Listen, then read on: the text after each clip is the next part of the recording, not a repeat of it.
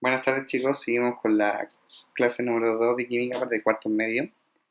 Seguimos con la unidad de reacciones de transferencia, subunidad de ácido-base, ahora según su pH. Primero que todo, tenemos que hablar de la autoionización del agua. El agua es un electrolito muy débil, es decir, presenta una conductividad eléctrica muy baja, que se puede medir con aparatos muy sofisticados y sensibles.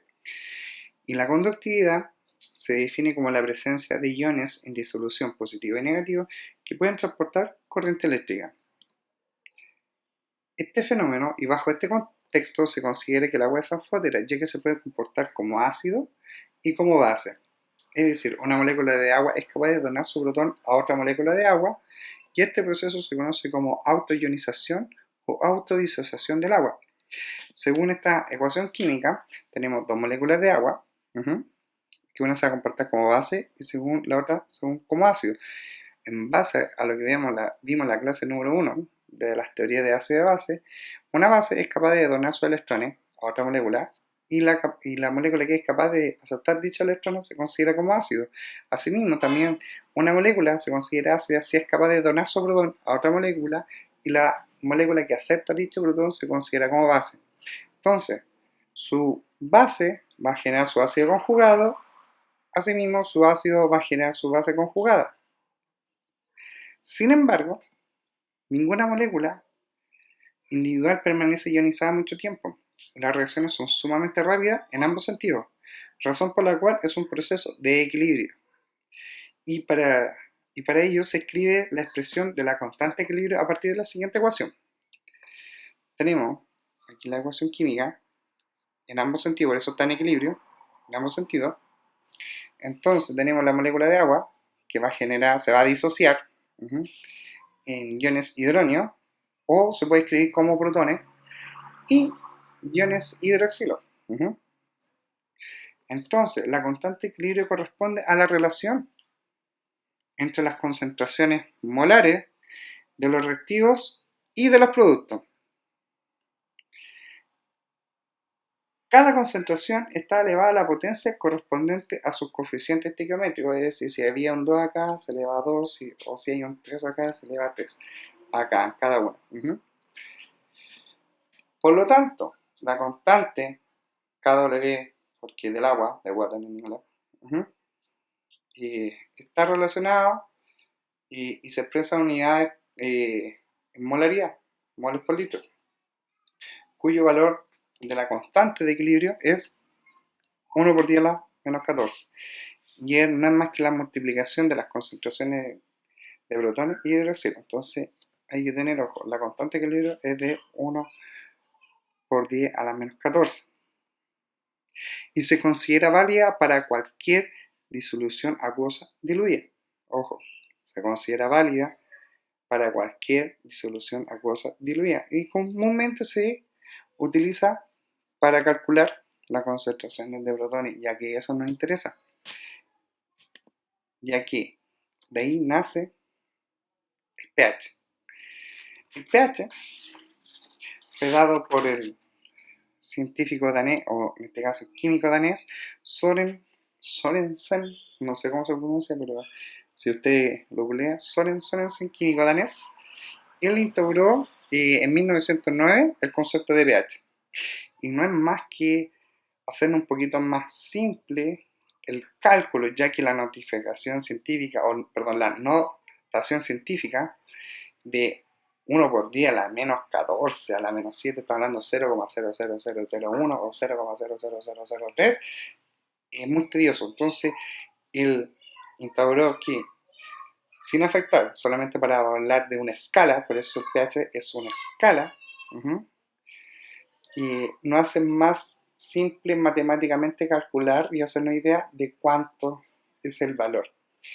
Entonces, de ahí nace la equivalencia, que el pH no es más que el logaritmo de la concentración de protones. Y el pH se define así tal cual, el logaritmo decimal negativo de las concentraciones de protones o iones hidrógeno o iones hidrógeno presentes en una disolución. Entonces, acá tenemos un esquema de la escala de pH. El pH 7 se considera neutro, es decir, que las concentraciones de protones y hidroxilos son iguales. O sea, si esto lo traslado al otro lado, son iguales. Y para que dé la menos 14 debe estar a la menos 7. Entonces, el pH 7 se considera neutro. Y al ser neutro es porque está en equivalencia. Hay la misma cantidad de iones hidroxilos y de iones de hidrógeno.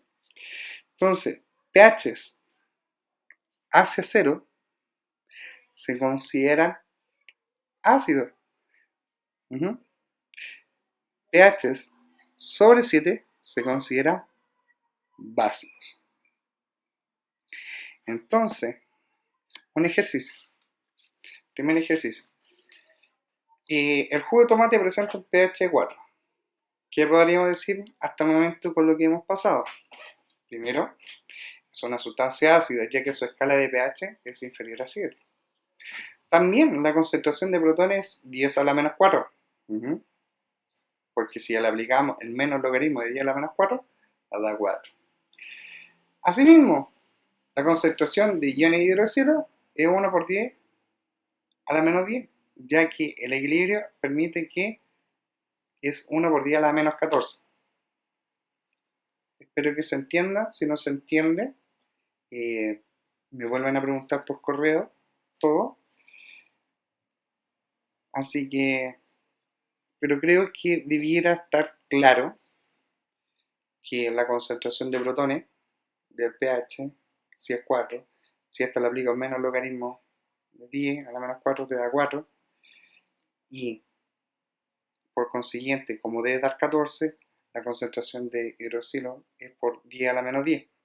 Entonces aquí nos damos cuenta que hay una relación entre los protones y los iones de hidroxilo, y que depende de la constante de equilibrio. Por lo tanto, hay una relación que se puede extrapolar, que la constante de equilibrio, que la concentración de protones por la concentración de iones de hidroxilo da a la 10 a la menos 14, si aplicaba en menos logaritmo a toda esta ecuación, en menos logaritmo en base 10, tenemos que el pKW, en este caso la constante, el pKW, la constante de equilibrio, no es más que el pH, más el pOH, y esto da 14. Y esto ya nos está dando una facilidad numérica y a la hora de hacer los cálculos matemáticos. Aquí vamos a dar un ejemplo en base al pH, cómo se considera o qué alimentos o qué vemos en nuestra vida cotidiana se consideran ácidos y bases.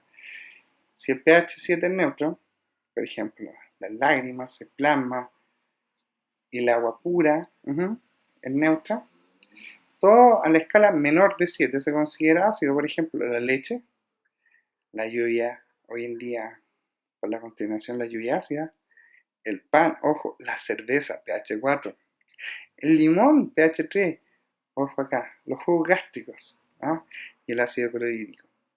A su vez, los pH sobre 7 que se consideran como básicos o alcalinos, por ejemplo, bicarbonato de sodio, los detergentes, el amoníaco y el hidróxido de sodio. Ese reacciona muy fuerte con el agua, ojo, no. Una variante de hidróxido de sodio es la soda cáustica, así que no, ojo que eso se ocupa para alcantarillado, etc. Entonces, ojo con la utilización, y eso quema. Entonces, ejercicio. El ácido clorhídrico es uno de los principales componentes del jugo gástrico. En mezcla, su concentración alcanza a ser 0,03 molar. Conociendo estos datos, ¿cuál es el pH del HCl? Y escribir la ecuación química de disociación. Entonces, ¿qué pH tiene el jugo gástrico? Entonces ustedes deben, para eso, retomar lo que era esto. El pH, que es menos logaritmo de la concentración de protones. Entonces, si es menos la concentración de protones y dice que el ácido clorhídrico tiene 0,03 molar y es un ácido fuerte, es decir, se disocia completamente, es decir, el HCl se disocia liberando la misma cantidad de protones y cloruro. Por lo tanto, si está a 0,03 molar, ¿cuántos protones va a haber? 0,03 molar. Y si eso le aplico al menos logaritmo de 0,03, da que el pH es 1,52. Y para escribir la ecuación química no es más que escribir el HCl que se disocia en protones y electrones. Si esto está a 0,3 y se disoció completamente, o sea, todo lo que estaba acá pasa de igual manera acá y acá de forma igualitaria. O sea, aquí hay 0,03 molar, tanto de protones como de ion hidroxilo. ¿Y qué es el pH? Menos el logaritmo de la concentración de 0,03 y eso es 1,52. ¿No? Sencillo, fácil de hacer, fácil de entender. Entonces, esto si es pH menor a 7, se entiende que es un ácido. Entonces, otro ejercicio. Ejercicio número 2. El hidróxido de sodio, NaOH, conocido comúnmente como soda cáustica, es vendido en ferretería como producto. Ojo, esto está en disolución, el primero, en solución acuosa porque los son jugos. Acá dice que está en sólida. Y debe ser disuelto en agua. Y puede ser para destapar y limpiar cañería en desagüe. Se recomendó disolver 10 gramos del producto en 1 litro. ¿Cuál será el pH de la disolución formada? Antes de ver el resultado, espero que hagan un ejercicio. Entonces, los datos son que, primero que todo, tenemos que calcular la concentración. Tenemos que calcular la concentración de NaOH. Porque recuerden que el pH se trabaja con concentraciones de protones. Y si conozco la concentración de OH, puedo saber la concentración de H, que son los protones, y ahí recién puedo saber su pH. Por lo tanto, ¿cuál será el pH de la disolución formada? Primero tengo que calcular la molaridad. ¿Y cómo se calcula la molaridad?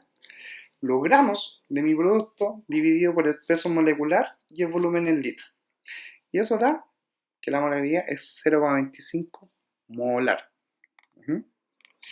Ya una vez teniendo la concentración, hago la ecuación.